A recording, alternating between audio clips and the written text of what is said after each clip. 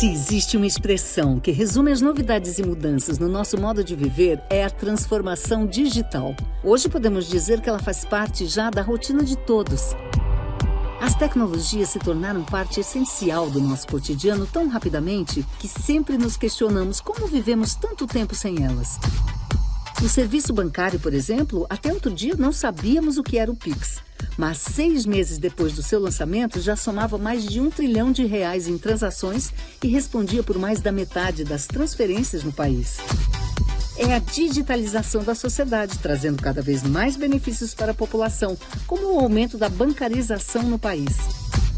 Já no comércio, vimos o número de usuários da internet que passaram a fazer compras online crescer muito, indo de 44% em 2018 para 66% atualmente. Foram 150 mil novas lojas virtuais criadas apenas entre março e julho de 2020. As vendas de e-commerce dispararam e a tendência é que esse mercado continue crescendo em proporção e faturamento. Outra grande novidade foi o uso da telemedicina, que aumentou significativamente durante o período da pandemia em todo o mundo. Além disso, muitas pessoas passaram a trabalhar, estudar e desenvolver atividades de forma remota. Tudo isso é resultado da digitalização que estamos vivendo, impulsionada pela força do setor de telecomunicações, que proporciona novos hábitos e costumes a cada dia. A evolução da sociedade hoje é digital e a conectividade, mais do que nunca, imprescindível.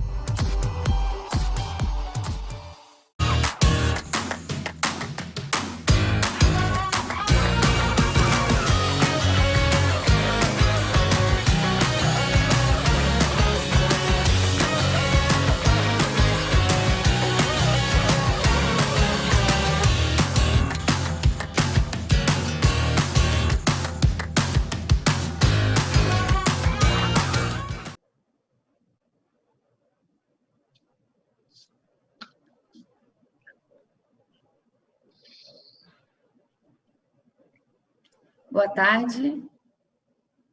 Boa tarde a todos, sejam muito bem-vindos ao segundo dia de debates do painel Telebrasil 2021.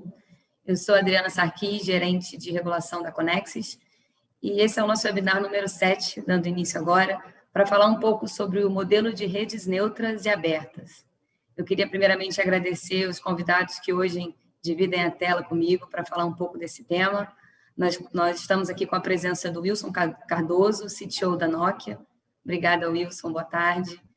O Pedro Luiz Arakawa, CCO da Vital. Obrigada, Pedro.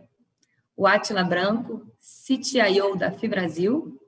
E a Priscila Evangelista, gerente de competição da Anatel. Eu agradeço mais uma vez a presença dos participantes aqui hoje. Sem dúvida, um tema que tem muito para ser debatido e para contribuir com o público que nos assiste aqui no painel Telebrasil.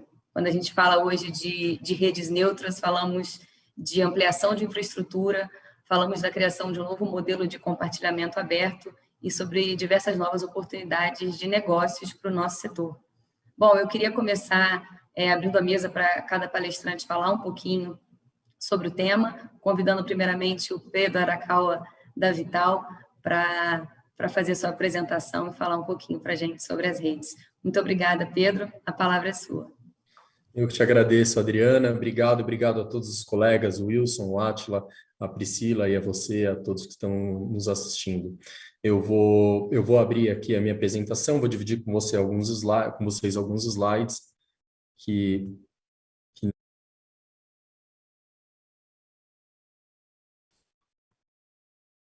creio que agora vocês já estão vendo a minha tela, né?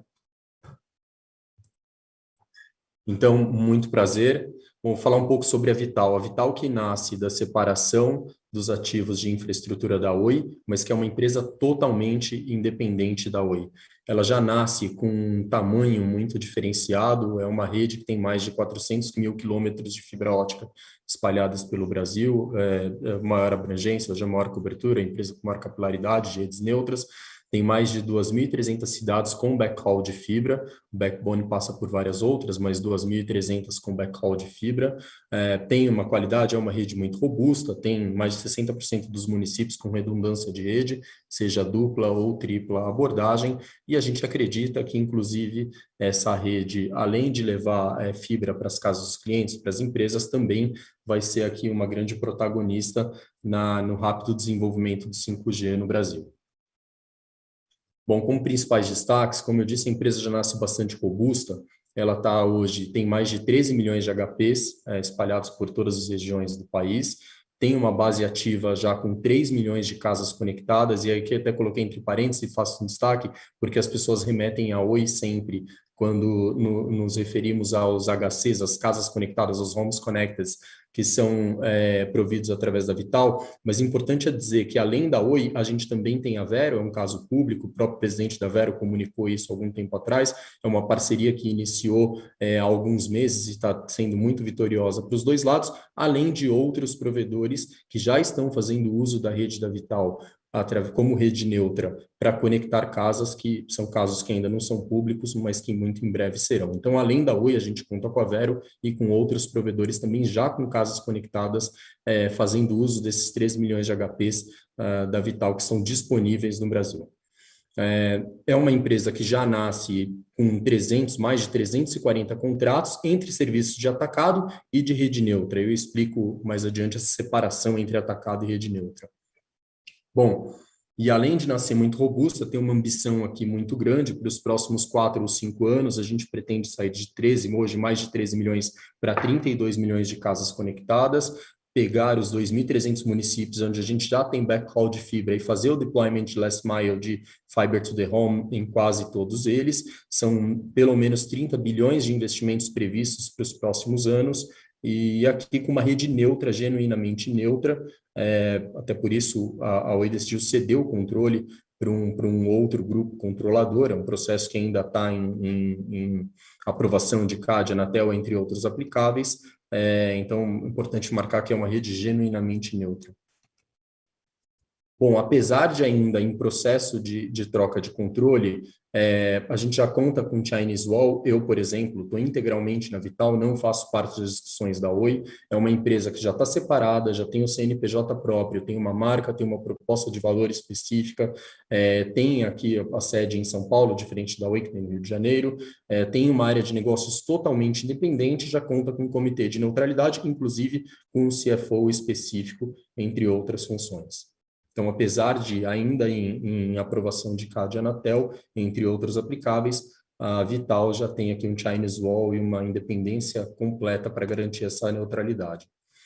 Bom, sobre o portfólio de produtos, tem o primeiro pilar ali, que é o que a gente chama de rede neutra, o FTTH, Fiber to the Home, ou Fiber to the Pole, o FTTP. A empresa tem 2 modelos de partida, um que faz inclusive a instalação na casa do cliente para que o provedor regional ou a operadora coloque a sua marca e preste seu serviço, e o outro em que a fibra para no poste. É isso que a gente chama de rede neutra fim a fim, que vai desde o backbone internacional, saída para a internet, até inclusive, se for escolhido assim pela operadora ou provedor regional, fazendo a instalação na casa do cliente com Wi-Fi irradiando o sinal.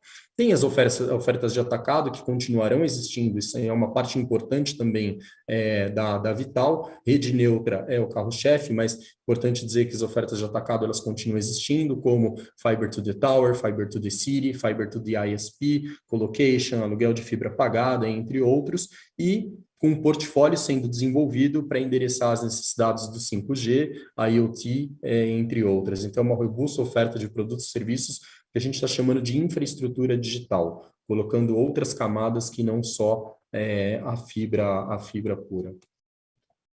E esse gráfico ilustra o perímetro do que a Vital garante e o que fica por conta da operadora ou provedor regional. Então, como eu disse, desde a saída internacional, passando por backbone, backhaul, last mile, chega no poste, se a operadora ou provedor assim escolher, a gente inclusive faz a instalação na casa do cliente. Mas a Vital, é importante dizer, ela é rede neutra, ela não aparece para o consumidor final. Quem aparece para o consumidor final são as empresas que estão utilizando a nossa infraestrutura, os casos públicos de rede neutra que vocês conhecem, como eu disse, a Oi e a própria Vero.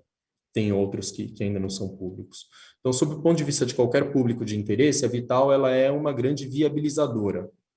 Para o mercado, ela viabiliza a maior competitividade e inovação. Para o governo, ela viabiliza aqui a rápida expansão de banda larga de ultra velocidade, 5G, entre outros. Para os investidores, solidez de resultados, retorno sobre investimento, previsibilidade. Para a sociedade, uma inclusão digital e um desenvolvimento regional mais acelerado. E para os clientes, que no caso aqui são as operadoras e os provedores regionais, uma rápida entrada em novos mercados e evita a redundância de construção de infraestrutura. Só para que todos saibam, agora cheguei aqui no final da apresentação e vou passar um vídeo rápido para vocês. O porquê da Vital. Vital, porque o serviço a gente entende que ele é vital hoje em dia, mas para além disso, o V representa a via, a velocidade, a visão virtual. O I representa um ponto que conecta tantos outros, é uma infra, múltiplas redes e todos os futuros. E o tal, porque a gente já nasce com um digital nas nossas veias. Então, Vital, essa é a explicação do nome, além do próprio, do que entrega em si, que é vital para a conectividade, para a sociedade hoje em dia. Bom, agora eu vou pedir, por favor, para a turma da produção, dividir o vídeo e eu encerro com um vídeo a minha abertura. Bem-vindo ao futuro. Um futuro que já é presente. Smart Cities, realidade virtual, 5G, ultra banda larga. O que era possibilidade agora é vital. Todos os caminhos levam para um destino cada vez mais digitalizado.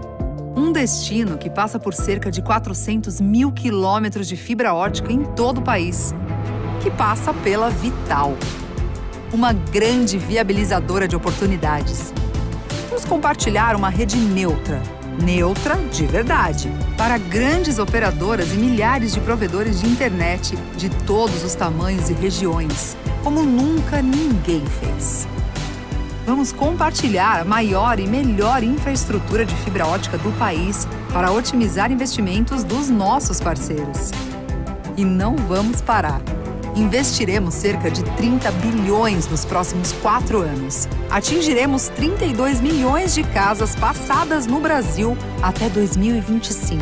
Tudo isso entregue de maneira ágil e flexível. Números que só quem já nasce como a maior rede de fibra ótica do Brasil é capaz de entregar. Vamos oferecer abrangência e capilaridade para contribuir com um país mais conectado, desenvolvido e tecnológico. Vamos disponibilizar uma infraestrutura digital à prova de futuro, com pioneirismo e, mais importante, parceria. Viável para operadoras e provedores de todos os portes, impulsionando o país que a gente conhece. Um Brasil cada vez mais digital, inclusivo e humano. Bem-vindo ao futuro, um futuro que já é presente. Bem-vindo a Vital. Vital. O futuro passa por aqui. Muito obrigada, Pedro. Obrigado a você, Adriana. Começar com essa definição de conceitos que você trouxe para a gente, né? Então, entender de fato o que são o que é esse novo modelo de redes, e você bateu muito em neutralidade, independência. Acho que isso ajuda a entender tudo que a gente vai falar daqui para frente, né? E como é que o mercado vai se adaptar. Para dar seguimento aí à sua apresentação, acho que é hora de chamar o Átila para colocar também, apresentar outra grande empresa que surge aí como uma fornecedora de redes neutras, né? E, Átila, seria muito bom ouvir também o que a FiBrasil está trazendo e o que vocês esperam para esse momento das telecomunicações no país. Obrigada pela sua presença e a palavra é sua. Obrigado você. Obrigado você, Adriana, obrigado a todos meus colegas aqui, mais uma jornada juntos. Obrigado pelo convite, acho que a gente vai se divertir bastante aqui. Eu não trouxe nenhuma apresentação, então vai ser no speech mesmo. A FiBrasil é uma empresa que começou sua operação em julho desse ano, né? Vai fazer 3 meses daqui a pouco. É uma joint venture entre Telefônica e o fundo de investimento canadense, o CDPQ. Nós começamos a nossa operação em julho com 34 cidades. Em agosto, nós adquirimos a Phoenix Fiber, adicionando mais 11 cidades, agora são 45 cidades no Brasil, com um total de 1.600.000 HPs. Nossos planos para 2021 é acrescentar um pouco mais de cidades também e chegar a algo um pouco acima de 2 milhões de home pass ainda em 2021. Os nossos planos de longo prazo são expandir para mais de 300 cidades no Brasil, mais de 6 milhões de HPs. A gente enxerga esse mercado de fibra, né, como a necessidade de cobrir um gap de infraestrutura muito grande no Brasil, né? Nosso propósito é um propósito de conectar brasileiros, e isso é uma urgência, né, que se provou cada vez mais necessário depois da pandemia. Queremos democratizar o acesso à internet de ultrabanda larga com alta qualidade. Somos uma empresa absolutamente neutra também, não tem um management completamente independente, uma empresa completamente independente, apesar de termos a Vivo como o nosso cliente âncora. A gente não tem qualquer relacionamento de management com a Vivo, né? Então, reforçando um pouco o que o Pedro comentou, a neutralidade faz parte do nosso core também. Voltando um pouco, né, assim, sobre o nosso propósito, a nossa infraestrutura é uma infraestrutura FTTH, mas, obviamente, queremos complementar o nosso portfólio indo além, né, do FTTH, também fazendo provimento de uma oferta de backbone de fibra e também a casa cliente, né? Isso é algo que a gente está complementando no nosso portfólio. E, assim, nosso DNA é o DNA de aceleração, né? Assim, a gente sempre viu a necessidade de fibra no Brasil como premente, independente de tipo de tecnologia, se é para 5G, se é para open networks ou para conectar banda larga, ISP e grandes operadoras. No final, você vai precisar sempre de um backbone e de um backhaul de fibra. Então, eu acho que é uma maneira da gente acelerar esse crescimento, acelerar essa democratização, conectar o mais rapidamente possível o maior número de brasileiros com alta qualidade. E, assim, eu estou fazendo parte desse sonho nos últimos 2 meses e tem sido uma coisa, assim, absolutamente marcante, né? Porque somos uma startup, então tudo muito novo, né? Assim, mas muita vontade de crescer e existe muita demanda no Brasil. O Brasil ele é carente de infraestrutura de fibras. Então eu prevejo um mercado em crescimento nos próximos anos, sem dúvida, com um catch-up gigantesco. É isso. Muito obrigada, Átila. Foi interessante você colocar, são 3 meses só, né? Realmente é um mercado muito recente que chega num momento que, sem dúvida, a demanda, e aí a gente falando dessa proximidade do 5G, de todas os compromissos e todos os novos serviços e aplicações que, sem dúvida, o modelo das redes neutras vai contribuir bastante. Acho que depois a gente pode até falar um pouco sobre isso e ouvir também a Priscila e o Wilson, que pode trazer para a gente um pouco da visão da Nokia, falando aqui como uma fornecedora atuando já há tanto tempo no mercado, né? Como é que vocês veem esse momento no Brasil, até compartilhar um pouco da experiência que a Nokia vê também em outros países. Queria convidar o Wilson agora para apresentar para a gente. Wilson, fica à vontade. Adriana, boa tarde. Já agradeço pela coordenação do painel, aos colegas, o Pedro, a Átila e a Priscila da Anatel, e agradecer também a Anatel pelo excelente trabalho feito aqui no edital do 5G, né? Acho que 2 anos de trabalho aí, que talvez agora no dia 24 se finalize aí, vamos ter finalmente a minuta digital para ir para frente e introduzir o 5G no Brasil. e também a Telebrasil por mais um painel. Eu estava tentando fazer quantos painéis já participei na minha vida. Eu acho que é um pouco difícil. Átila, depois a gente faz as contas juntos, e o Samuel para a coordenação desse mais painel. Bom, eu vou compartilhar uma apresentação curtinha, mais para a gente ter um pouco de debate, e o que está acontecendo um pouco ao redor do mundo. Se vocês me permitirem, um minutinho só, por favor.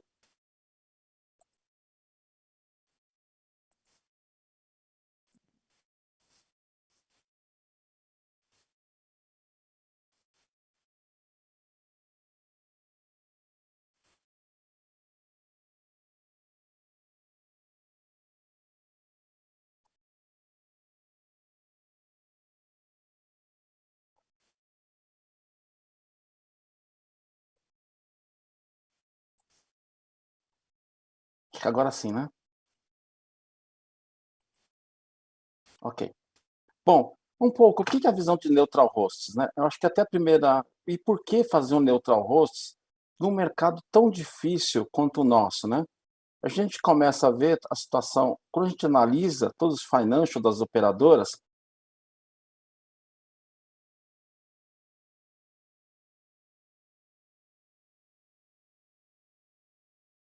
bem comum. Então, acho que o inventor do neutral host foi Adam Smith lá no século XVIII, quando ele coloca exatamente isso. Quando você tem uma ambição individual de criar uma rede que serve a muitos, então ela começa a servir como um bem comum que pode ser explorado, e daí vem os benefícios de compartilhar essa infraestrutura. Então vamos ver um pouquinho do que está acontecendo ao redor do mundo. Segundo algumas pesquisas, esse mercado em 2020 já foi um mercado global em torno de 200 bilhões de euros, perdão. E se a gente pensar que a infraestrutura global de telecomunicações, ela gira mais ou menos em torno de 1 trilhão de euros, então a gente pode dizer tudo que está sendo investido no mundo hoje em telecomunicações, 20% está indo para neutral hosts, né? A gente tem até um exemplo bem claro aqui, que temos 2 empresas que nasceram de spin-offs ou de empresas que eram operadoras de telecomunicação e agregando os seus outros serviços. Por que nós estamos falando de alguns modelos? O primeiro modelo bem clássico saiu das empresas de torre, onde elas buscavam reduzir o custo geral de todas, de redes e melhorando a introdução fazendo o rollout mais rápido de redes. E claro que com o 5G isso fica muito mais claro, porque nós vamos precisar de muito mais torres, e principalmente quando a gente vai migrar para o millimeter wave. Isso também, quando você viaja para o interior do Brasil, quando as empresas operadoras ainda tinham uma visão estratégica de que construir site, construir torres era necessário, evita aquela situação constrangedora que você tem quilômetros de estrada sem cobertura e num dado ponto estratégico da estrada você tem torres de 3, 4 prestadoras, uma do lado da outra. Ou seja, era um momento que a gente tinha uma perspectiva diferente de rede que nos levou a uma visão diferente de rede que agora se alinha. Os investidores hoje, eles preferem os investimentos numa empresa de infraestrutura e esperam a valorização maior das empresas de infraestrutura. Ou seja, quem tem capital para investir hoje, eles põem capital numa infraco, não numa empresa normal de telecomunicações. Ou seja, o capital é mais fácil de obter. Um fator fundamental também é como as infracos elas trabalham com esse valor de CAPEX e como elas conseguem reinvestir isso. O fator número 4, que os reguladores já começam a suportar a introdução de infracos, eu acho que a primeira barreira que a gente poderia estar dizendo no Brasil quebrou-se lá atrás no edital do 4G, quando nós tivemos os primeiros compartilhamentos de redes, que depois seguiram com compartilhamentos de redes no próprio 3G, e que nos levou hoje a uma situação muito mais simples de compartilhamento de rede, já bem regulado no Brasil, e agora nós temos uma situação de uma explosão de infracos surgindo no Brasil. E o que nós vamos ver agora é o que nós chamamos de surgimento dos CSPs e infracos, onde as operadoras começam a fazer um passo intermediário de pegar parte dessa infraestrutura, criar empresas independentes, nós temos 2 exemplos aqui, e começar a tirar os seus assets que não são fundamentais para os seus negócios para o futuro. O que nós estamos vendo no mundo, então? Nós temos CSPs infracos, ou seja, infracos que saíram de empresas operadoras, Nós temos infracos independentes que saíram do mercado, nasceram como infracos, muitas delas de empresas de torres, mas também tem algumas que já aparecem como empresas de data center, não citando o nome aqui, mas claramente a Equinix é uma dessas, e empresas que já começam a aparecer como atacadistas de rede, principalmente na Europa. Um dos modelos que a gente precisa observar a médio e longo prazo, eu acho que é o da Cellnex na Polônia, porque aqui, o primeiro modelo que a gente teve no mundo, onde uma rede única de um país foi concentrada, claro que as redes rurais, não as redes urbanas, mas todas as redes rurais da Polônia hoje estão na mão da Cellnex, prestando serviço para as 3 operadoras maiores do país, fazendo administração de uma rede única, que são partidas entre as 3 operadoras, inclusive melhorando a cobertura do país. Então, é um modelo que a gente precisa observar e ver como isso vai evoluir, principalmente na cobertura rural que está acontecendo na Polônia. É o primeiro caso que a gente tem no mundo de uma infraco independente trabalhando na rede celular.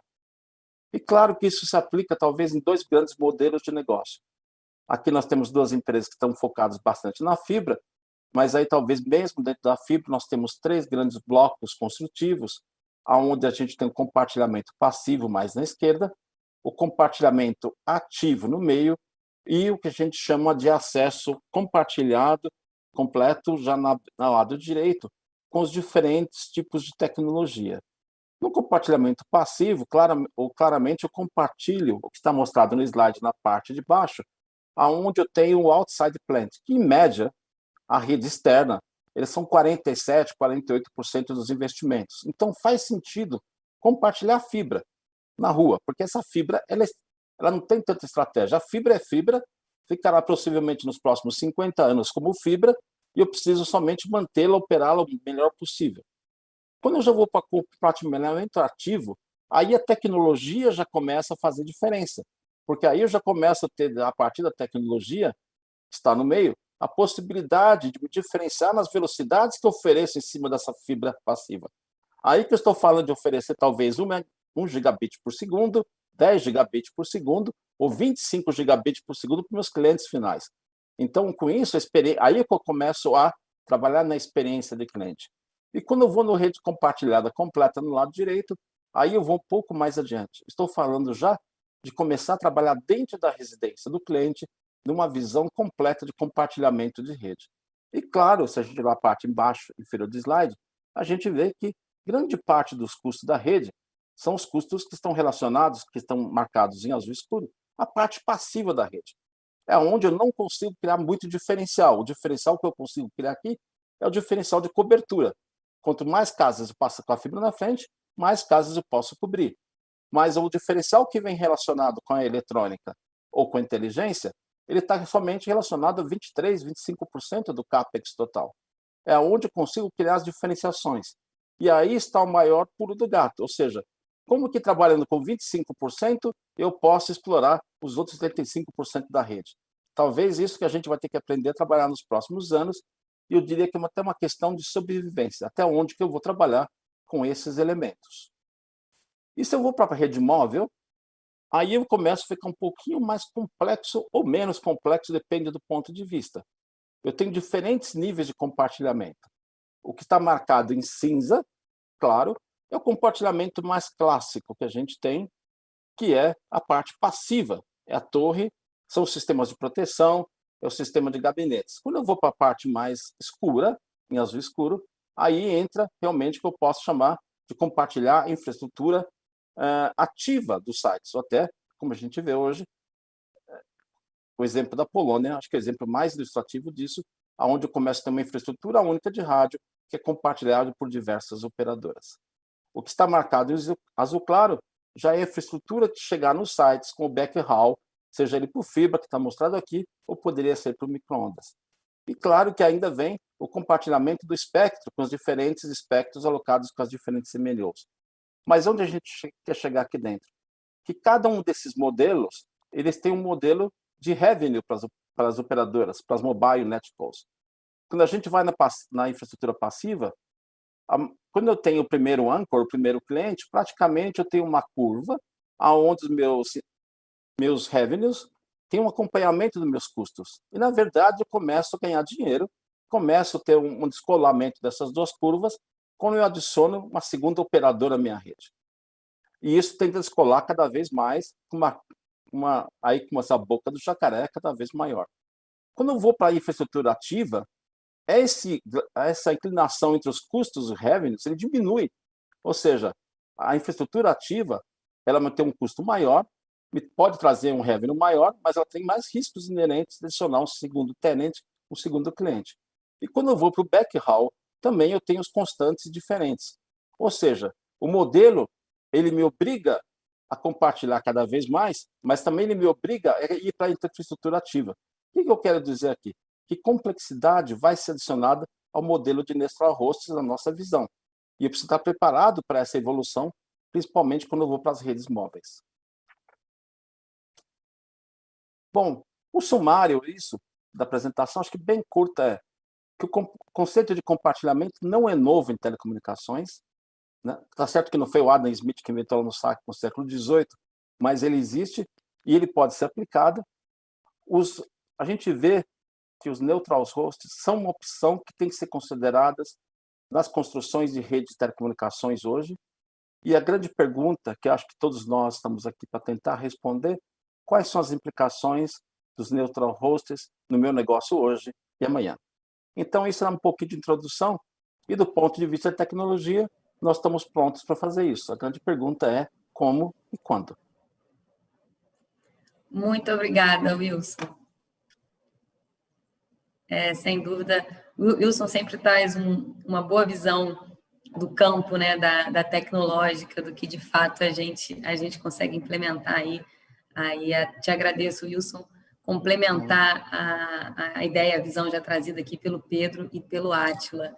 Agora sobrou para a Priscila, né, Priscila? Eu tenho aqui uma lista de questões que a Anatel vai se envolver quando a gente fala dessas novas redes, né? O Wilson já falou de compartilhamento, neutralidade, independência, são alguns dos termos que a gente ouviu por aqui, mas eu vou deixar boa parte da discussão para daqui a pouquinho no nosso debate. Eu queria primeiro te perguntar como que a Anatel está vendo essa mudança no mercado, o surgimento dessas novas empresas independentes e neutras, né? E como é que vocês estão atuando aí, a princípio, com base nesses novos modelos de negócio. Muito obrigada pela sua presença. E agora eu te convido aqui para apresentar um pouquinho para a gente. Boa tarde, Adriana. Boa tarde aos demais colegas panelistas. É uma satisfação estar aqui essa tarde, né, falando de um tema tão atual e eu acho que tão importante para o desenvolvimento das redes do nosso país. Eu também trouxe uma apresentação breve, eu acho que é compartilho de muitas ideias apresentadas pelos nossos colegas. Deixa eu ver se vocês já conseguem. Vocês já estão vendo? Então, sobre o modelo de redes neutras, né, principalmente nos últimos 2 anos, quando a gente teve toda essa movimentação no mercado de abundância, né, de recursos para serem investidos, principalmente em projetos de infraestrutura, começaram a surgir, então, esses modelos de redes neutras, e a gente foi recebendo aqui na agência uma série de questionamentos, se esses modelos eram válidos, se teria impeditivo legal, regulatório, e aí a gente achou até prudente trazer esse tema dentro do escopo do projeto de simplificação da regulamentação, que é um dos itens da nossa agenda regulatória de 21 e 22. Então, no ano passado, no segundo semestre, foi feita uma consulta pública com uma série de temas, e um desses temas era justamente sobre os operadores de rede neutra. E aí a gente colocava justamente para ouvir, né, de toda a sociedade, o que eles achavam, o que eles identificavam de empecilhos, porque a gente tinha identificado que era algo válido, que já existia, que a gente já tinha uma série de exemplos. E aí a gente recebeu, então, contribuições das operadoras de infra, né, das telcos, PPPs, não PPPs, de associações, e aí algumas coisas vieram bem interessantes, assim, que chamaram a nossa atenção, que foi o seguinte: uma unanimidade, alguns 4 temas praticamente unânimes com relação a esse tema. uma vertente bem forte relacionada à competição, sobre essa visão de que a chegada desses operadores de rede neutra, eles poderiam, né, teriam um condão de fomentar a competição, tanto para os grandes grupos quanto para os pequenos, do ponto de vista de complementariedade de rede. Essa última vertente com relação à expansão do acesso, principalmente, né, nas áreas não rentáveis, nas áreas pouco atrativas, nas áreas mais distantes, a ideia de ter uma única rede compartilhada, você tem uma otimização de CAPEX, isso é fundamental, principalmente quando a gente está vendo, né, o nosso país, né, a extensão territorial dele, a diversidade de renda, a diversidade de densidade populacional. Então, arranjos vêm surgindo de forma bastante interessante. Essa vertente de urbanismo e meio ambiente, a gente sabe a importância, principalmente agora com 5G, que a gente tem aí raios médios aí de 400 metros, 500 metros, as ondas milimétricas, da importância da gente ter essa otimização da alocação das infraestruturas e também do uso de recursos energéticos, né, quando a gente fala aí de compartilhamento de rádios. Mas uma coisa que trouxe bastante surpresa para a gente foi com relação às dúvidas associadas às obrigações, assim, surgiu uma salada de frutas, assim, mas esse operador de rede neutra teria obrigação de RGC, de RQual, de apresentar dados no DIS, como é que isso vai funcionar? E aí a gente foi tentando esclarecer cada um desses pontos, né, assim, hoje, até assim, o RGC está sendo revisto, mas a regulamentação já existente, ela é muito clara com relação a quem tem obrigação de cada um desses itens. Então, ele é muito focado no conceito de prestador não PPP. O conceito de prestador não PPP é um conceito varejista de quantidade de acessos. Então, a gente foi trazendo tudo isso e por fim, né, assim, o que a gente achou, né, assim, ainda técnico, né, o processo deve subir para o conselho nos próximos dias, mas é que as redes neutras, elas já existem na nossa regulamentação, né? Ela aconteceu lá desde o regulamento de SCM, a gente já tinha atacadistas de SCM, que tinham diversos modelos. No regulamento de MVNOs, até a gente tem, né, essa figura dos habilitadores de MVNOs. No caso do edital, até do 3G, quando a gente veio com aquela iniciativa do roaming abaixo de 30K, já em 2007, a gente já trazia esse conceito. O próprio Rui, né, ele passou por algumas revisões, mas ele sempre trouxe essa figura dos acordos de compartilhamento. A gente teve já acordos aprovados pela agência, inclusive para favorecer o cumprimento de metas e obrigações editalícias. O próprio PGMC, né, o conceito do PGMC, um dos remédios do PGMC é a própria separação estrutural de rede. Então, a ideia do PGMC é emular um operador de rede neutra, né? Então, assim, a gente vê que a gente já tem isso muito enraizado na nossa regulamentação. A gente sabe, né, que a gente tem uma série de modelos que foram surgindo, que estão surgindo, né?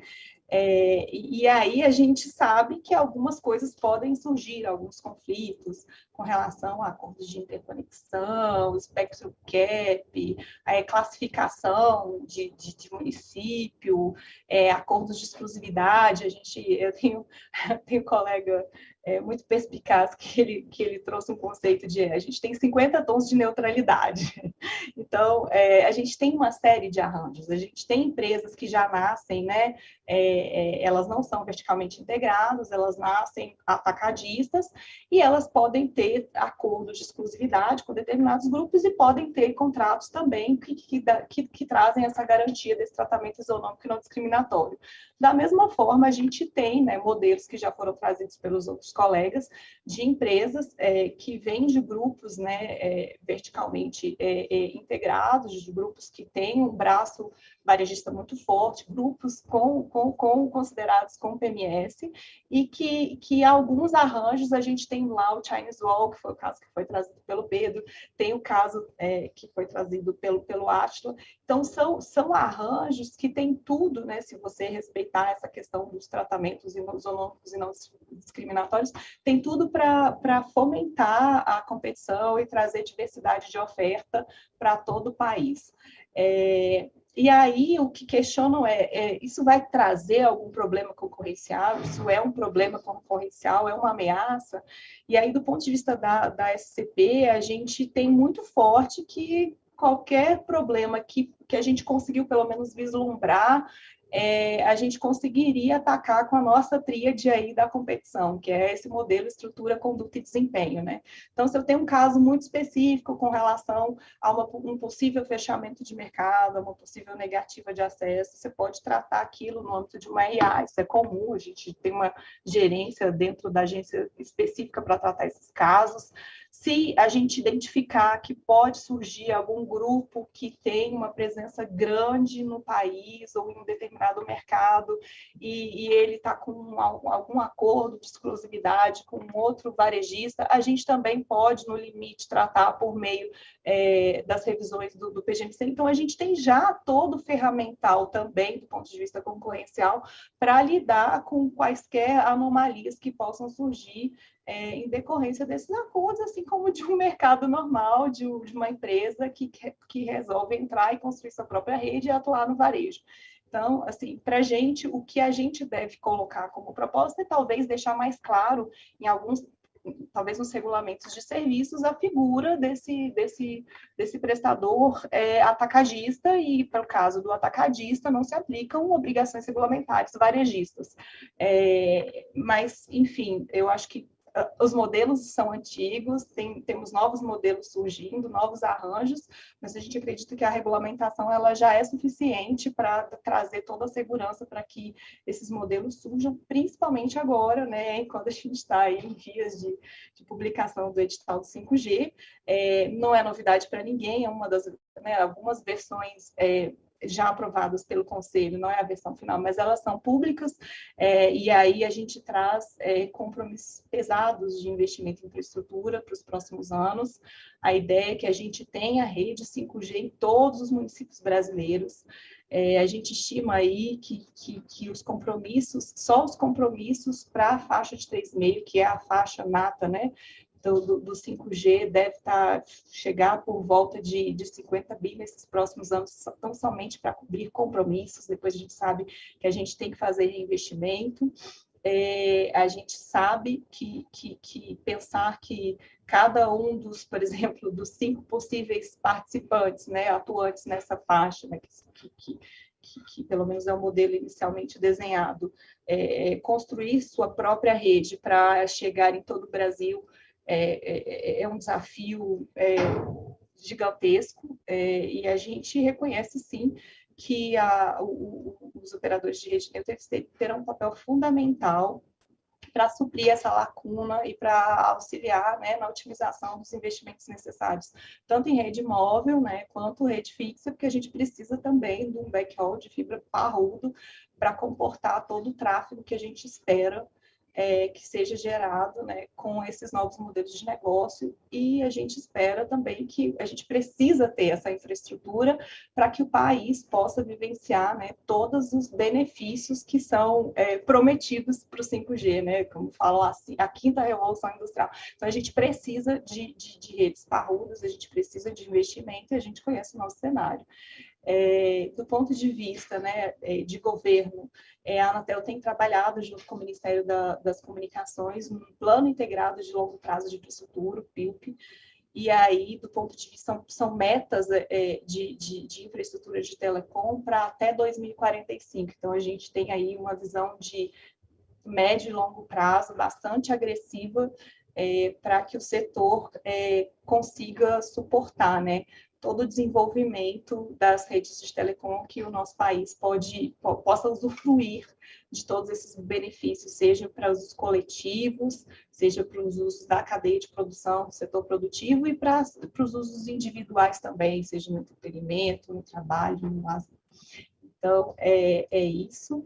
Essa era a mensagem que eu queria trazer do ponto de vista do regulador. Muito obrigada, Priscila, pela sua apresentação tão bem detalhada sobre esse tema, né? Aqui pela Conexis, nós acompanhamos a ocasião da consulta pública 65, ainda numa fase bastante inicial, né? E é interessante a gente ter aqui no painel essa exposição da Anatel mostrando como vocês estão vendo esse novo modelo, esses novos negócios até nesse cenário, tanto de aproximação do 5G quanto do recém-surgimento aí das empresas de redes neutras. Então, muito obrigada pela sua apresentação. Eu vou aproveitar agora que a gente tem um tempinho aqui para o debate e direcionar algumas perguntas para os nossos palestrantes aqui, que também fizeram as suas exposições sobre o tema, né? Eu queria pegar um gancho sobre o que a Priscila colocou. A Priscila falou sobre alguns dos pilares, né? Expansão do acesso, as obrigações, e falou muito sobre a questão da competição. Então, eu queria voltar aqui para o Pedro, para o Átila, que estão aí na ponta do serviço das redes neutras, das empresas que estão chegando no mercado. E queria ver com vocês, Pedro, Átila, como é que vocês veem, assim, que a gente tem uma mudança na lógica do nosso mercado hoje, né? E aí, tanto dos players, como é que vocês se veem no mercado com os players que já estão aqui, mantendo essa independência que vocês reforçaram nas respectivas posições, e também o cenário dos novos potenciais consumidores desses serviços, né? Quais as expectativas de vocês, como é que vocês estão vendo o mercado brasileiro e essas novas demandas, né? Vou pedir para o Pedro, que foi o primeiro a apresentar, então, para começar aqui, se ele pode responder para a gente. Obrigado, Adriana. Priscila, muito, muito boa a todos, né? Apresentações muito boas, mas vou pegar um gancho aqui de uma explicação que a Priscila fez sobre os 50 tons de rede neutra. A Vital, e acredito que o Átila também, depois ele pode confirmar sim ou não, compactua da mesma ideia, a gente acredita em um único tom de rede neutra, que é uma rede realmente aberta, que está disponível para todos os players, desde grandes operadoras para provedores regionais. Importante dizer que esse advento da rede neutra, apesar de ser relativamente novo no Brasil, ele é um modelo muito vitorioso espalhado pelo mundo. Tem casos super famosos e bem antigos na Europa, principalmente, Oceania, Ásia, até alguma coisa aqui na América Central, América do Norte. Então, tem dezenas de casos de sucesso espalhados pelo mundo e agora no Brasil a gente está começando a esquentar esse tema com a criação dessas empresas e a Vital é uma delas. Bom, Adriana, o que eu creio é que é o seguinte, um operador de rede neutra, ele fomenta a competição na medida que ele facilita a entrada de um novo player de telecom em uma determinada região, porque o CAPEX, que é muito intenso nesse business, ele fica por conta do provedor de rede neutra. A gente tem casos famosos pelo mundo de, por exemplo, empresas distribuidores de energia elétrica, empresas de gás, empresas de varejo e até empresas financeiras que, quando você cria uma rede neutra de telecom, essas empresas se habilitam também a virar um operador de provedor de banda larga e entra nesse play para completar o seu portfólio. Por exemplo, no Reino Unido, a gente tinha a Utility Warehouse, que começou com gás e depois foi para energia, banda larga, cartão pré-pago. Ele tem um portfólio completo para endereçar o que o cliente precisa naquela residência. Então, acho que a rede neutra fomenta a competição e é importante dizer que o Brasil é muito grande, o Brasil é um país continental, não tem espaço para muita gente e um player de rede neutra, ele não vai competir com uma grande operadora ou com um provedor regional, porque ele tem uma rede que complementa a rede daquela operadora, daquele provedor regional, quando ele pensa em uma expansão. Então, a ideia não é que a operadora de rede neutra tenha uma rede que vai sobrepor, que vai ser... que vai em algum momento disputar com a rede que já existe. Ela é uma solução para que a operadora, a grande operadora, o provedor regional, complemente a sua atuação com um player de rede neutra para além da rede de qualidade que esses players já têm. Passo para o Átila agora, passo para o Átila aqui. Obrigado, não, então, eu concordo completamente com o Pedro também e com a Priscila, que ela colocou bem também essa questão dos 50 tons de redes neutras. Na verdade, a ideia, de fato, é fomentar a competição, e até em níveis que transcendem o que a gente costuma ver no mercado de telecom, né, entre operadoras. Então, assim, uma vez que você coloca uma rede neutra, você permite que aquela operadora que poderia entrar numa determinada cidade, ela não vai precisar despender extensivamente de CAPEX para isso, vai poder concentrar a sua oferta no seu conteúdo, na sua conexão, no seu atendimento ao seu cliente, que eu acho que é o diferencial, ou seja, no seu core business. Por outro lado, aquele provedor que eventualmente tem um modelo construtivo mais antigo, ele, ao invés de ter que atualizar a sua rede, ele pode optar também, até mesmo na mesma geografia, na mesma cidade, por uma migração para uma rede neutra. Então, assim, a ideia de fato... E pode acontecer também o que o Pedro colocou, né, que a gente está vendo isso no mercado. Outros players que já atuam com seus clientes em outros segmentos, utilities, óleo, gás, energia, passam a utilizar também da rede neutra, porque ela já trata o cliente, para dar um serviço para eles de valor adicionado, né? Então, você fomenta a entrada de novos players, de fato, né? Então, assim, e obviamente o grande benefício disso tudo, né? Assim, você perguntou, poxa, o que muda na lógica do mercado? Os operadores vão ver, cara, eu não preciso botar esse CAPEX tão intensivo nesse momento, eu posso concentrar as minhas atividades no take-up rate, eu vou pegar esses clientes, vou conectar esses clientes. Então, isso pode ser utilizado de diversas maneiras, né? Para testar um mercado, para iniciar uma operação de zero, para aumentar a escala da tua operação. Então, assim, de fato, vai mudar muito a dinâmica de competição no mercado, sem dúvida. Obrigada, Pedro, Átila. Não sei se a Priscila quer complementar, né? Já que os dois também citaram bastante aí a sua colocação, Priscila. Sem dúvida, você até encerrou colocando que é um incentivo à competição e associando bastante aos compromissos do 5G, né? Que a gente sabe aí que são bastante ousados para a gente atender a toda a cobertura de todos os municípios. Então, se você quiser complementar aí o que trouxe o Átila ou o Pedro, falando da competição no mercado? Não, sem dúvida, assim, eu trouxe a brincadeira dos 50 tons de neutralidade, porque a gente sabe que nessa onda da rede neutra, vários agentes surgirão. Pelo que a gente tem acompanhado, principalmente dos arranjos societários das duas empresas que estão aqui representadas, a gente viu todo esse cuidado de trazer essa neutralidade de fato. E sim, esse modelo é um modelo muito bem sucedido mundo afora. Eu acho que o primeiro modelo original foi o da Openreach, né, que foi o que marcou toda a estrutura de telecomunicações e que tem a raiz do próprio PGMC é um pouco também fundamentado nessa lógica. Então, a ideia é essa e assim, não vamos esquecer também dos incentivos também à otimização de investimentos, que gente, nós somos um país em desenvolvimento, nós temos uma ARPU desafiadora com investimentos de infraestrutura pesadíssimos, então isso também tem que ser levado em consideração, mas assim, com certeza, assim, a ideia é de fato trazer novos varejistas, aqueles que conhecem aquele nicho daquele mercado, para que a gente possa ampliar a diversidade de ofertas para o usuário final, com certeza. É um grande desafio, né, Priscila, do ponto de vista do regulador, imagino. Eles colocaram até das empresas já consolidadas no mercado, e aí o Pedro citou alguns exemplos de outros países, empresas que já possuem as redes, sejam elas elétricas ou não, e que vão começar aí a ampliar, né? Então, a gente ainda está num modelo muito inaugural, né? Sem dúvida que vai trazer bastante desafios aí para a Anatel, até em linha, você colocou sobre a regulação de forma transversal já estar tratando isso, mas vamos ver ao longo dos próximos anos como é que isso poderia ser abarcado aí num PGMC, ou quais serão as novidades que farão com que a Anatel tenha que trabalhar na regulação.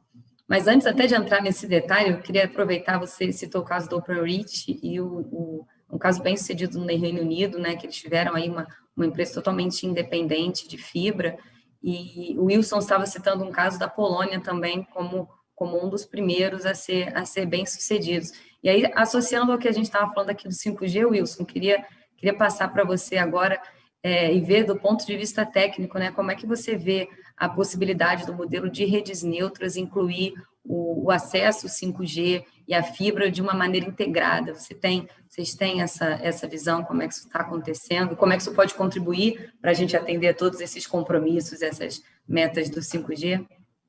Adriana, boa pergunta. Isso é uma realidade hoje já, tá? Eu acho que países com uma realidade econômica bem melhor que a nossa, tem até uma demografia melhor, né? A própria Dinamarca já começou a implantar redes 5G de forma compartilhada, né? E não é um RAN sharing, ou seja, parte de uma infraestrutura única de fibra, de prestação única de frequências, e as operadoras estão, eu acho que aí vem um grande problema, talvez, ou o grande pulo do gato. Como se diferenciar com uma infraestrutura de rede única, né? Onde você tem, você muda um pouco a sua estrutura, né? Então, o que é importante para o usuário? A diferenciação de serviços, e aí a rede não é mais um diferencial porque ela chega em todos os pontos. E aí acho que é aí que nós vamos ter que ver como fazer. A realidade no Brasil é completamente diferente, né? Se a gente analisar, até pegando um pouco o que a Priscila falou, os que estavam nas minutas dos editais, se a gente pegar o que está lá nas minutas, é muito incipiente, é muito pouco, né? Assim, as metas que foram colocadas, né? Do ponto de vista de grandes cidades. Quando a gente vai para o rural, é uma tremenda desafio, porque nós temos que ir praticamente, Priscila até pode me corrigir depois, que 9.000 cidades ou vilas no interior, né? Então, por um lado, no lado urbano, que é um mercado onde todo mundo gosta de trabalhar, nós temos uma estrutura de competição que não é puxado pelas metas de obrigação, e, por outro lado, aonde eu preciso chegar é talvez em 9.000 pontos, eu tenho uma estrutura que eu preciso criar do zero. Então, a pergunta é, aonde que eu vou balancear essa estrutura de neutral host e de operadora neutra, né? Aonde vai fazer a diferença? E eu pergunto também do ponto de vista até do urbanístico, se as nossas cidades elas continuam tendo a capacidade de ter 5, 6, 7, 8, 9, 10 fibras nos postos, como está acontecendo, né? É uma coisa que talvez a solução urbana para isso venha de uma operadora, ou operadoras únicas, que consolidam esse mercado e começam a fazer uma infraestrutura única que preste o serviço para todo mundo. E como eu falei, a diferenciação não está na fibra nas grandes cidades. A diferenciação está na eletrônica que vem em cima, está no serviço que você oferece. Isso é o modelo que todo mundo precisa explorar e ver como faz pela frente. Inclusive, essa mesma eletrônica da fibra vai oferecer o backhaul para uma operadora A, B ou C, depende de onde você vai fazer. Eu gosto até muito gosto de brincar que no millimeter wave, muita gente fala que não vai acontecer hoje, então eu falo assim, bom, conversamos daqui 5 anos, porque a capacidade que a gente instala no 3,5 hoje, ela vai se esgotar em 5 anos, eu não tenho dúvida. O que vai sobrar vai ser millimeter wave. E o millimeter wave não tem jeito, né? A Priscila colocou muito bem, nós vamos ter que, nas cidades, pôr uma a cada quarteirão. Uma a cada quarteirão, sem uma infraestrutura compartilhada, não tem como. Nós vamos ter que partir para uma estrutura dessa. E se eu pensá-la hoje já, é muito mais fácil. Então, acho que o ponto é esse. Como a gente vai começar a pensar, desde agora, como mudar os modelos de implantação de rede. Perfeito, Wilson. E você colocou a questão do rural, a questão dos novos serviços. Queria até deixar aqui, acho que um ponto que vem muito associado ao 5G, quando a gente fala dos novos modelos, a gente fala do B2B2C, né? E aí todas as aplicações associadas, toda a indústria, de forma transversal, usufruindo dessas redes de serviço, indo muito além dos compromissos que a gente já está conversando aqui. Queria aproveitar aqui o gancho, então, talvez o Pedro e o Átila possam colocar um pouquinho como é que vocês veem a oportunidade desse mercado, né, do mercado business to consumer, como é que vocês veem a indústria de forma transversal também utilizando essas redes, como é que vocês veem essas oportunidades e também os desafios a ela associados, como é que vocês estão se preparando para também essa demanda? Posso começar? Quer começar, Átila? Pode começar. Deixa o Átila começar dessa vez. Vai, Átila. Então, obrigado. Como eu vejo isso, tá? Assim, na verdade, uma rede neutra, pelo menos no nosso caso, a gente não vincula a oferta final para o cliente, né? Não tem velocidade, então o cliente ele pode explorar, não tem nenhum bundle, nenhuma definição de tecnologia, ele pode usar uma CPE que ele queira utilizar, ele pode modular essa oferta com velocidades distintas. Eu acho que isso, de alguma maneira, dá flexibilidade para que haja uma associação entre empresas para prestar serviço, né? Você fomenta parcerias, fomenta ofertas B2B2C, como você comentou, e de alguma maneira, o fato de você ser neutral host te coloca fora do produto final, né? Então, você dá liberdade para o teu cliente, sendo uma operadora, um ISP, ou até mesmo uma utility, como a gente comentou, fazer associações e ofertas conjuntas de serviços de uma maneira mais flexível, né? Então, isso eu acho que pode fomentar negócios que até mesmo a gente não vislumbra no primeiro momento, né? De operações conjuntas entre distintos clientes B2B. Além disso, você comentou um pouco também sobre redes privativas, né? Redes privativas.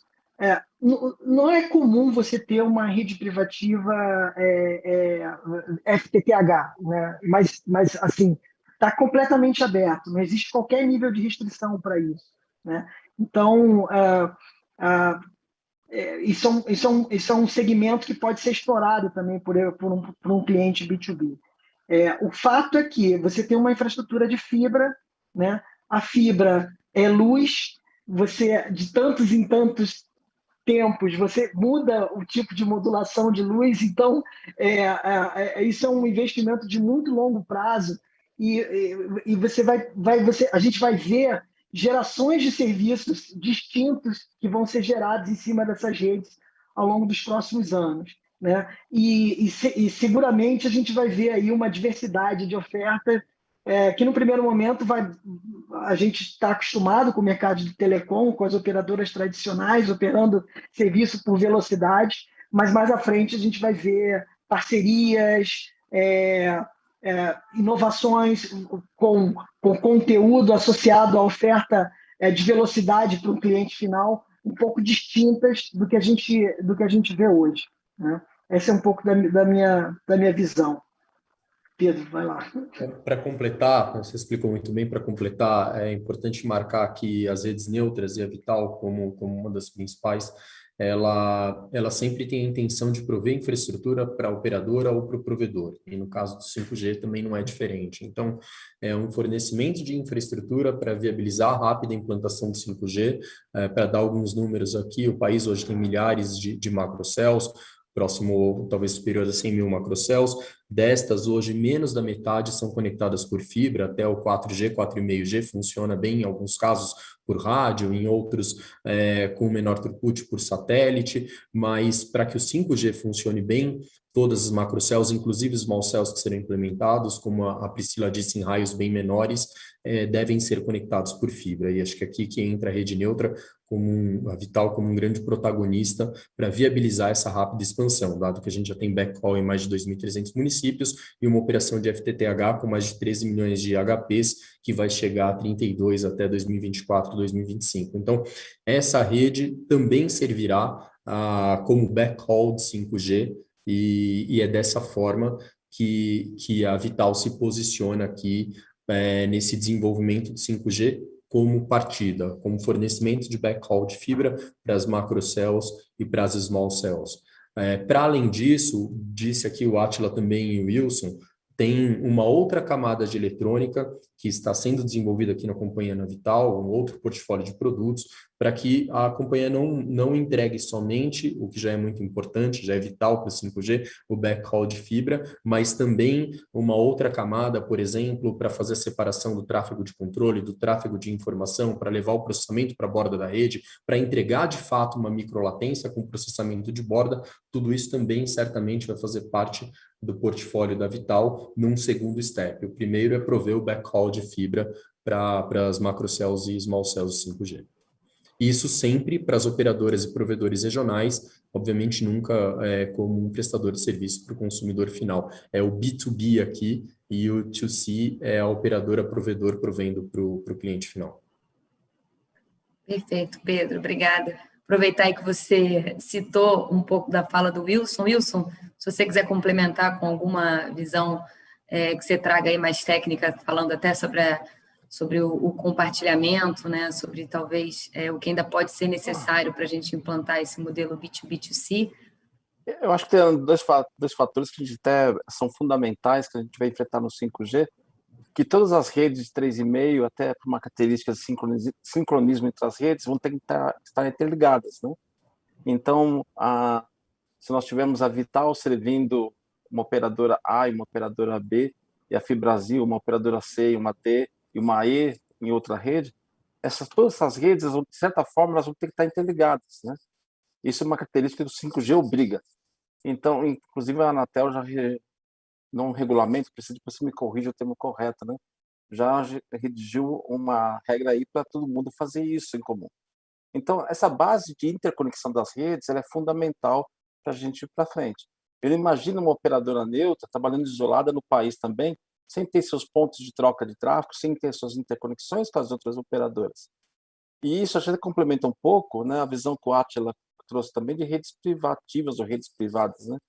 Uma rede privada sozinha, ela tem valor para aquele dono, mas talvez a pergunta é, a troca de informações, quando a gente vai para 5G, o que a gente está falando, né?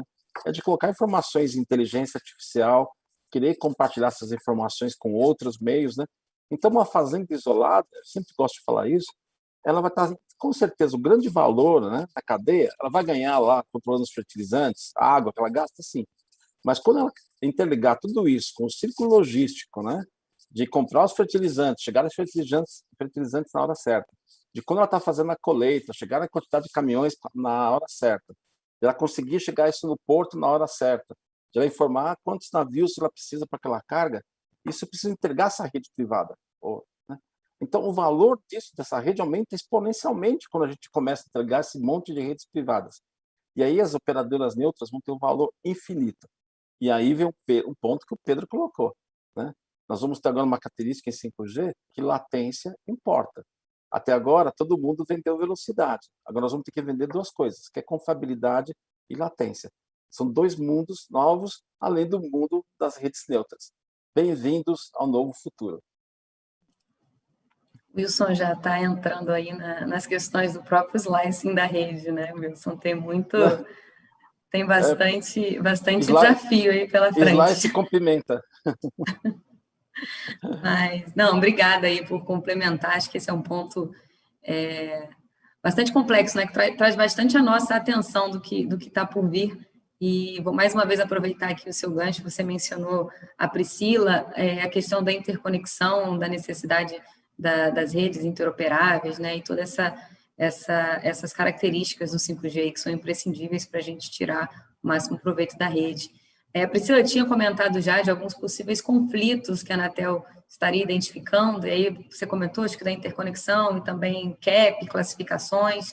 Talvez você possa falar um pouquinho mais para a gente, aproveitando essa questão do Wilson da interconexão, né? Como é que vocês estão vendo esses conflitos e se preparando até para já tentar gerenciá-los aí de uma forma inicial mais paliativa? O que vocês esperam disso? Então, na verdade, a gente está bem na linha do Wilson aí, do admirável mundo novo, que a gente tem que se preparar para permitir que, de fato, a tecnologia, a gente consiga usar o máximo do que tem de promessa com relação a isso. A parte de conexão de dados, ela foi muito estudada no PGMC anterior, mas assim, há 6 anos atrás, mais do que isso, né? E aí, na época, o diagnóstico que foi feito foi que os arranjos privados, eles foram muito bem sucedidos do ponto de vista de interconexão, que o grande gargalo que a gente tinha identificado até então era com relação às redes de transporte, para você ter condições de chegar nesses pontos de troca de tráfego para conseguir ter essa interconexão. A gente vai iniciar agora um novo ciclo de revisão do PGMC, e aí a ideia é, de fato, encarar tudo isso, é um grande desafio, e ver se a gente teve alguma mudança significativa nesse diagnóstico ou não. Mas sim, o diagnóstico anterior tinha sido esse. Você tinha mencionado que o tema está nessa agenda regulatória, né, desse biênio. Uhum. Aí caso, a gente também colocaria para a próxima revisão do PGMC uma possível análise, digamos assim, das redes neutras entrarem, talvez como um mercado, você vê dessa forma, ou não, também de forma... acho que foi o Wilson que trouxe, que citou bastante a questão das torres, né? A gente já passou por essa discussão, então vocês veem um pouco o reflexo do que já se discutiu na época das torres, já dá para tirar um pouco desse aprendizado? Mas assim, aí agora eu vou falar a Priscila, né? O que você puder falar, claro. Pelo que a gente teve de aprendizado, por exemplo, no caso das torres, depois que elas foram, né, para as infracalls, a gente viu assim, esse mercado deixou de ser regulado, porque você estava lá no conceito de infraestrutura neutra. Então, talvez, na verdade, se esse movimento de redes neutras ele chegar no momento tal que ele se faça presente nos mercados, talvez você pode deixar, na verdade, de regular alguns segmentos ou alguns casos específicos de mercado.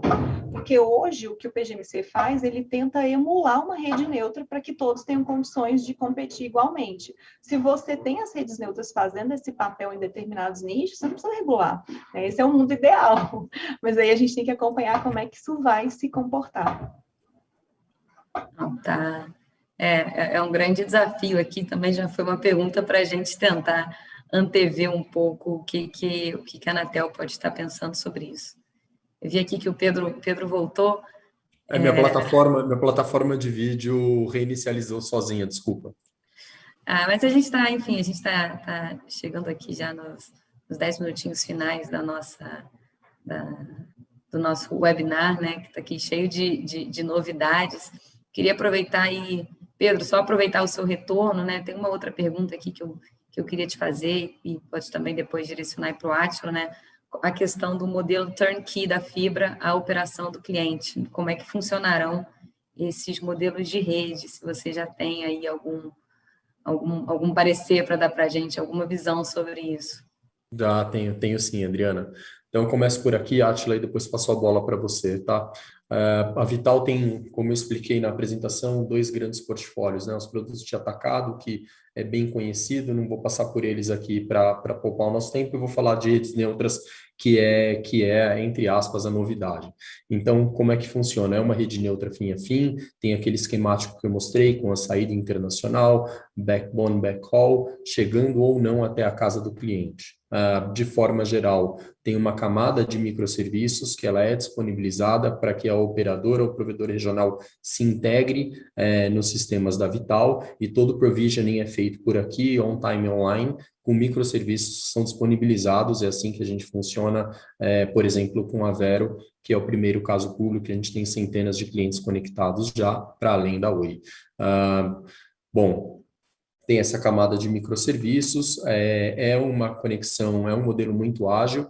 A nossa experiência, em média, a gente tem levado entre 60 e 90 dias da assinatura do contrato até conectar a primeira casa, fazendo uso dessa camada de microserviços.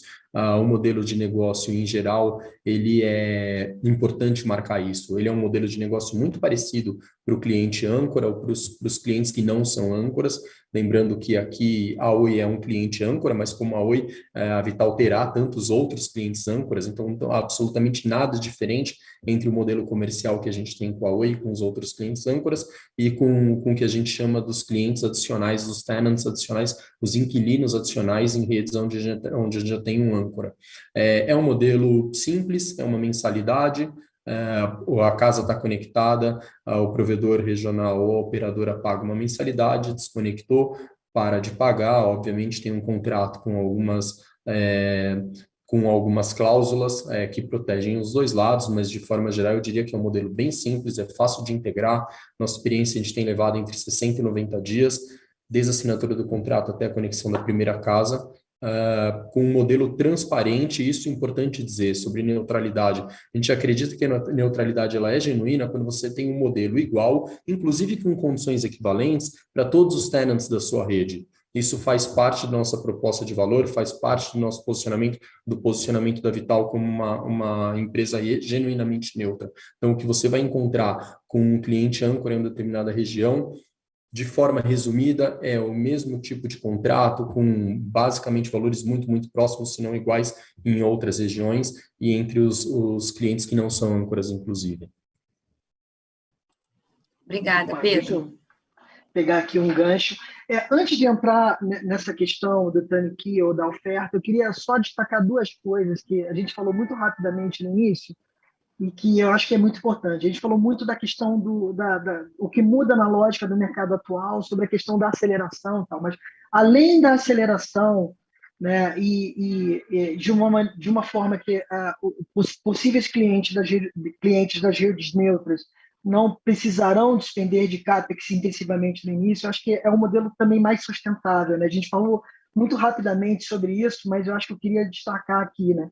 Hoje a gente vê aqui nas grandes cidades um monte de cabos em cima dos postes, assim, com impacto visual terrível, né? Isso é uma coisa que já não é mais aceitável, né? Então, assim, de alguma maneira, as redes neutras são uma oportunidade de rever isso, né? Você não precisa, enquanto tenant, passar uma operadora passando o cabo em cima da outra. Assim, isso, eu acho que a longo prazo isso vai trazer um pouco de racionalidade, sustentabilidade e redução de impacto visual. Indo um pouco sobre essa questão que o Pedro, complementando o que o Pedro estava comentando, né, a questão da oferta. A oferta da FiBrasil, ela é uma mescla daqueles slides que o Wilson colocou, né? A gente tem a rede ativa, né, desde a central até a entrada da casa do cliente. A gente está complementando essa oferta nos próximos meses com a oferta dentro da casa do cliente e também com backbone. Eu acho que com isso a gente tem todas as possibilidades para todos os tipos de tenants de diversos tamanhos diferentes, né? Tenants clientes, é a linguagem que a gente costuma utilizar aqui no nosso mundo de redes neutras. E assim, a gente quer tornar isso muito acessível, né? Então, nós estamos desenvolvendo dentro da FiBrasil todo um suíte completamente novo de sistemas de suporte à operação e de suporte ao negócio, né? Completamente, porque assim, um dos grandes problemas das redes tradicionais é o legado, né? Às vezes você tem problema de inventário, às vezes você tem sistemas que não permitem você utilizar as novas tecnologias, inteligência artificial, machine learning, para dar uma oferta diferente para o seu cliente e também uma operação mais otimizada dentro da sua empresa. Então, o que a gente está buscando é algo completamente novo, que o nosso cliente tenha condições de realmente, com transparência, ter o controle, como se aquela rede fosse integralmente dele, né? Então, a gente está desenvolvendo isso para permitir todas essas novas tecnologias, né? Tudo na nuvem também. E aí eu acho que até um convite, tá, para não só para o Pedro, mas para todas as outras redes neutras. A gente está desenvolvendo uma API completamente aberta, padrão TM Forum, para que qualquer tenant possa conectar na nossa rede de uma maneira muito simples e rápida, né? Isso é o que a gente está buscando. E a ideia é que isso seja absolutamente aberto, vai estar publicado no nosso site, qualquer tenant pode utilizar essa API. E eu queria estimular essa discussão entre os possíveis tenants, porque seria muito interessante você ter alguma coisa que acabasse virando padrão de mercado de fato, né? Para facilitar a integração e a aceleração da utilização dessas redes, porque o Brasil tem urgência de conectividade de banda larga de ultra velocidade, né? De ultra qualidade, entendeu? É isso. Perfeito, Átila. É ótimo encerrar com essa visão otimista e promissora aí que você e o Pedro estão trazendo para a gente. E eu queria também convidar a Priscila e o Wilson para uma palavrinha final. E muito, muito bom o exemplo que você colocou, né? O fato que a gente tem hoje dos postes, falando da sustentabilidade e da acessibilidade, isso mostra uma visão muito positiva do que está por vir, né? Saber que vocês têm essa visão e que está alinhado com o que a Priscila colocou, porque um dos pilares dos 4 que ela trouxe, né, ali além da competição, das obrigações, é justamente o urbanismo e o meio ambiente. Então, acho que a gente termina aqui com uma visão otimista para os dois lados, né? Tanto do regulador quanto aqui das empresas. Priscila, eu queria então deixar um minutinho final para as suas palavras e em seguida passar para o Wilson antes da gente encerrar. Eu queria terminar mais nesse sentido, assim, né? Quando a gente olha a economia digital, né, ela se define por esse conjunto de ecossistemas que eles vão se expandindo e eles vão eliminando aquelas barreiras tradicionais dos setores, né? E a gente quer que o nosso país ele se posicione nisso. Só que para isso a gente precisa de rede de telecomunicações, né? E aí a gente vê, né, nesse contexto todo, a importância de abrir espaço para esses novos agentes e nesse sentido a gente vê os operadores neutros como essa lacuna importante, né, para preencher essa racionalização de CAPEX que a gente precisa para que tudo isso aconteça. Então, é isso, assim, do ponto de vista da SCP, a gente acredita nesse espaço e acha que tem tudo para fomentar cada vez mais a competição no setor. Obrigada, Priscila. Wilson. Adriana, acho que, assim, do ponto de vista, nós temos problemas urbanos que nós podemos resolver com neutral hosts, né? Nós temos problemas de milhões de brasileiros que não estão conectados, que talvez a gente tenha um caminho aqui para seguir. Nós temos problemas de rentabilidade no setor, que nós precisamos observar e ter uma visão bem clara que nos próximos, talvez, 3 anos, nós não temos nenhuma disrupção tecnológica que nos traga alguma diferenciação que possa ser criada. Eu posso estar errado, mas todos os indicadores mostram esse caminho, infelizmente. Então, a única busca que a gente tem é para melhorar as receitas, melhorar a receita e melhorar os investimentos. Então, isso passa por uma melhoria da eficiência. Quanto mais eficiente for minha rede, quanto melhor focar meus investimentos, mais retorno de investimento eu vou ter. Então, acho que essa mensagem desse painel é buscar o máximo de eficiência e também lembrar, se eu compartilhar, eu diminuo minha pegada de carbono. Isso é uma das coisas que nossos investidores começam a olhar em todos os relatórios das nossas empresas. Prestem atenção nesse fator. Eu acho que é uma coisa que a gente comentou muito rapidamente, mas ele já começa a aparecer como item de avaliação de qualquer empresa no mercado hoje. Obrigada, Wilson. Terminamos com uma visão bastante promissora, né? Vamos ver no painel do ano que vem o que a gente tem de novidade para trazer, o que a gente vai ter de aprendizado para compartilhar. Eu queria, então, agradecer mais uma vez a presença de todos vocês, o excelente debate, as exposições. Agradecer também a todos aqueles que estão nos assistindo e lembrar que hoje ainda tem um painel especial agora, às 17h30. É só continuar conectado aqui na página do Telebrasil, né? A nossa programação está toda dividida em canais para que você possa assistir ao vivo ou assistir depois a gravação daquele debate que você não tenha conseguido acompanhar ainda. Eu agradeço mais uma vez, lembrando que na próxima terça-feira, dia 28, tem o terceiro e último dia do painel aqui com a nossa programação. Muito obrigada a todos e uma boa tarde.